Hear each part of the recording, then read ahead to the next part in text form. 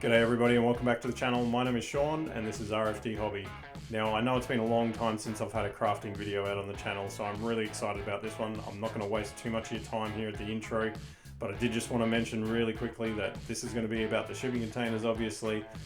This was actually my very first video on YouTube, so I wanted to redo it and add in some extra details, maybe tidy that up a little bit. So if you have seen this video before, you know how to make these already, you can skip towards the end to see how I did the damage and some of the extra effects on there. I think it really adds character to these pieces, so you know, it's really worth having a look at. Thank you very much for tuning in, and I think we should get stuck straight into it. Thank you everyone for joining me for another video. This one will be a little bit longer and it is a rehash of my very first video on YouTube. The reason I'm doing this one today is just because I wanted to remake some more of these. They're a great little project. They're great scatter terrain on their own on the table, but also, as you can see here, they do help when you're making other things. They can be a part of a larger build and they just look really good. They're really easy to make. I'm just using foam core for these ones. Now you can see here, depending on even the age of your foam core or where you get it from, there can be different thicknesses. So you do need to keep that in mind when building these. There's a couple of things that I'm going to brush over a little bit quickly, and one of those is making up these little boxes. They're really simple to do. I'll show you the measurements I've used just here for the width and height of these. I've tried to make them pretty close to scale, but you don't really need to worry too much about the finer details of how big these are. So long as you're trying to stick to that right shape and length, they should look pretty legit in the end. So keep that in mind. Now when you're gluing these together, I generally use PVA glue and some pins. You can also use hot glue. I found though that with hot glue, even though it will stick with the foam core, PVA glue and some pins to hold it together is really the best way to go. It gives you much cleaner seams. They don't tend to fall apart as easily with the PVA glue, so keep that in mind. Now you can see here today we're going to be building small ones and large ones so that they can stack quite nicely. The other ingredients for this build, I guess, is just some cereal box cardboard, some paper. It doesn't have to be colored, that's just what I've got.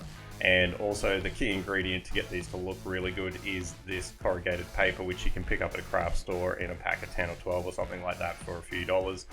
And we're just going to be cutting the sides for this. We just want to lay these on the top and both sides. We're going to leave the bottom flat and unfinished, essentially, just so that they sit flat on the table and look pretty good.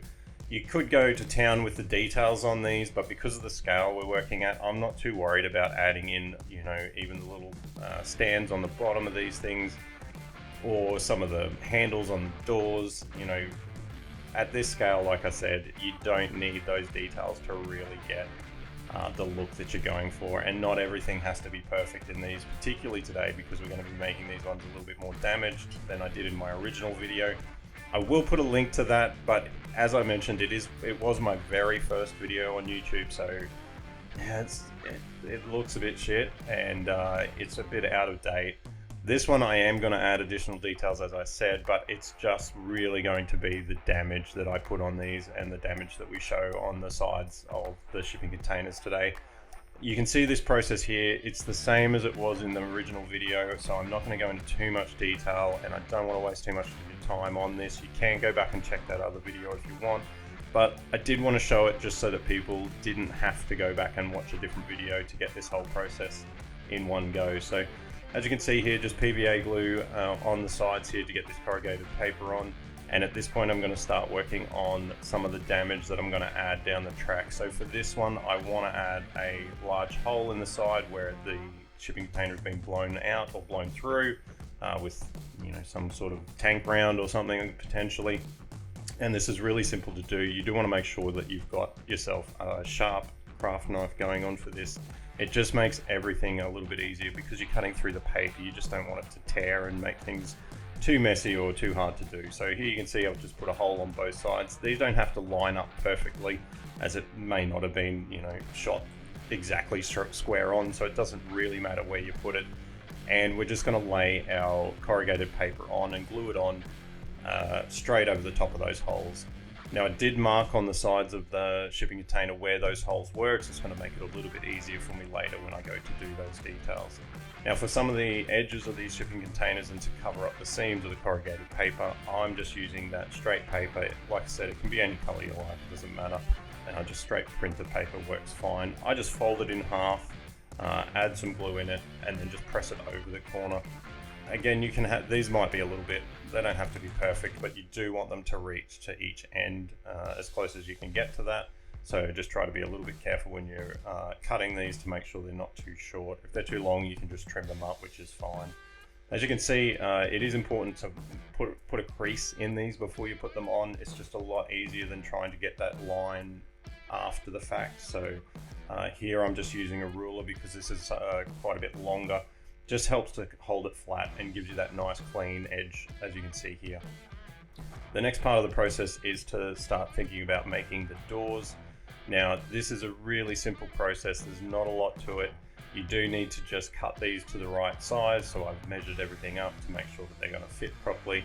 If they're too small, it will look a little bit funny, and even in this build today, some of them did come up at the end maybe a little bit smaller than I should have built.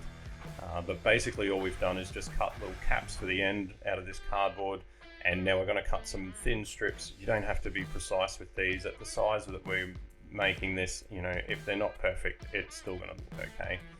Just cut some small strips there. This is just going to be the framing for our doors. As you can see here, I just go around the outside of those cardboard squares we cut, and this is how I glue it on. I just get a little bit of PVA glue on a piece of card, just swipe it on there to get the glue on, and then I just go around and cut the right sizes and build the outside frame.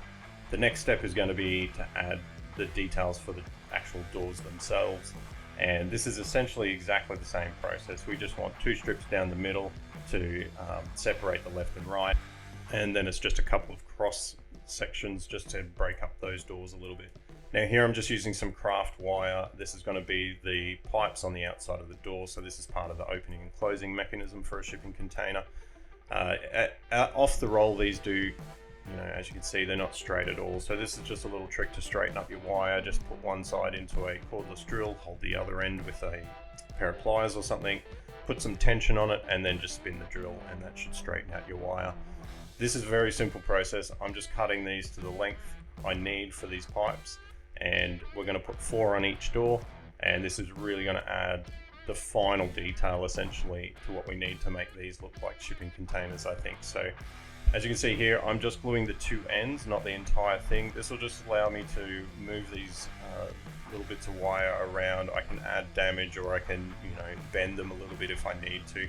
Don't be too worried if these aren't perfectly straight when you glue them on. As far as, you know, look, you can see here that one of them is a little bit curved. That's fine. If you're only gluing the 2 ends, you can go back in after these are glued down and straighten them out, or bend them up even if you wanted to. I'm adding some extra glue onto each of the ends here just to get these to ensure that these stick and stay.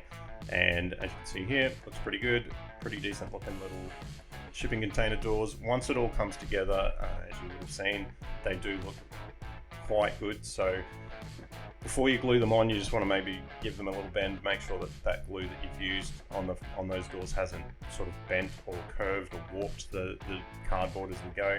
Again, I'm just going to use a couple of little pins here to hold it in place and make sure that the corners don't sort of bend up whilst it's drying.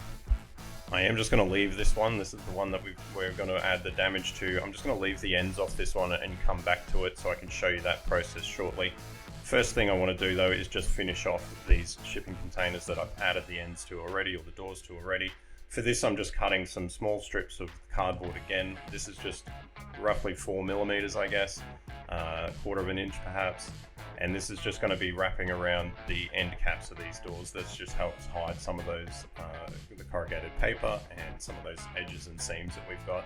I'm using super glue for this process just because it's a lot quicker, and because there's no direct contact with the foam, there's no risk of this melting anything or warping anything. So super glue here is fine. This will get you finished, ready to paint in no time at all. So adding the end caps around these, I just fold them around.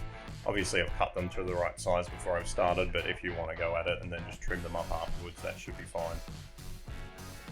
Now adding the damage to these is going to be something that really helps them, you stand out on the table. For this, I'm just going into where I've marked those holes in the foam core and using a sharp craft knife. Sharp knife is really important in this part of the process. I'm just going to make some small cuts outwards from the center. You might find this gets a little bit more tricky the more cuts you add, so you might want to start going back the other way if you need to, or as you can see there, I'm just sort of starting not from a cut already, just in the middle. You just want to add these out in a sort of a spider web or a cracked fashion. You don't want them to be straight cuts if you can help it. You do want to try and sort of move them around so that they're jagged cuts into the cardboard. You can see there that one's a little bit tricky to cut, so I'll come back and fix it in a second. You want to make sure that there are cuts off the main cuts as well, so you want this to be very organic, not straight cuts as I mentioned. So we're going to do this on both sides of the shipping container. One will push in and one will push out, obviously. So this one here, we're just going to reach in. This is why we didn't put the doors on this one, so that we could actually reach in the inside and just peel these out a little bit. Don't worry too much about this being flimsy. Once we get the paint on there and get everything finished up, it's going to look fantastic. You can play with this even after the shipping containers are finished, so if they do get sort of pressed flat or something like that, you can just get in there with a pencil and reshape these at any time, and they will always look pretty decent. Now for some additional details for damage, I'm just going to use this kitchen skewer here. This is just going to help me put some dints in, and as you'll see in just a second, it's also going to allow us to put some much smaller shrapnel holes and that sort of thing into the sides of these shipping containers. They do look really good. You do need to add a little bit extra, so you will want to go in with a knife as well, just to make these a little bit more jagged, because the kitchen skewer will give them a very clean, uniform hole, and we don't always want that, particularly for some of these larger holes. So just add some dints, a few tiny little bullet holes in there as well. And as you can see here, I'm pushing some of these right through from one side to the other so that they do line up, and it does look like the shell has gone straight through. So here I'm just doing what we did before with the large hole, but just really small. This is really just a little bit of detail to mess this up, just so that it doesn't look too clean, and it will just help sell the effect a little bit better.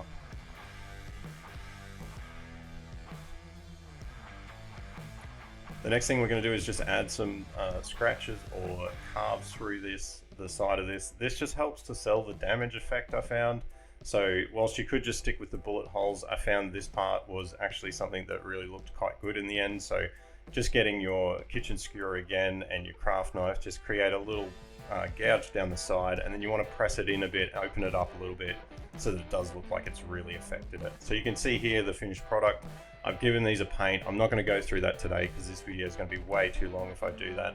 You can see the one at the top is just a fairly clean, whilst it is rusted and weathered, it's fairly clean. So if you want to stop at that part of the process without adding the damage in, you can do that. You could also go with just small amounts of damage. That's a really quick process and it doesn't take too long. You can keep these as a clean color, or you can do what I've done here and add some rust effects. I will put a link to the video where I go through a really quick process to kind of get them dirtied up and weathered like you can see here. I really appreciate everyone watching the video.